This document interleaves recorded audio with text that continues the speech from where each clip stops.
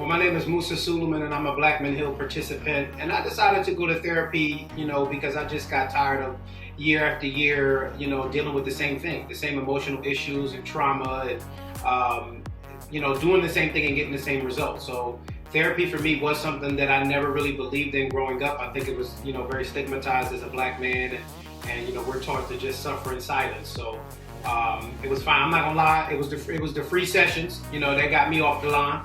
To really just give it a shot, So I was dealing with so much emotional trauma from childhood, from my parents, marriage, different things, and I finally wanted to just, try therapy out to see if I could get a different result.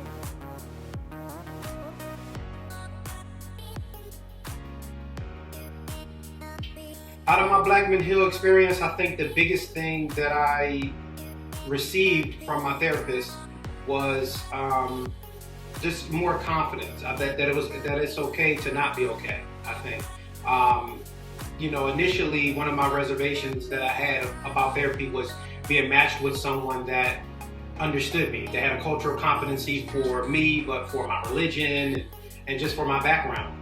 So I'll say that whatever matching process that Blackman Hill does, my therapist and I, we clicked right away. Within those first couple of sessions, her and I, man, she just was really able to get to the root of a lot of things. So I think that the biggest thing that really came out of that was just kind of getting to the core of some of these issues. We went so far back in the past to find the root of a lot of the things that I have been dealing with. So from there, man, I just have a renewed sense of self.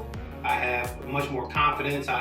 She taught me really how to identify triggers from past traumas and how to process those, how to talk about those things and get through them. So that was vitally important for me. What would you say to other black men who need to heal? Sign that ass up. No, I'm just kidding. Other black men that need to heal, I would say, don't be afraid. Don't be afraid to take the jump. I know, again, therapy is a huge stigma around therapy for black men.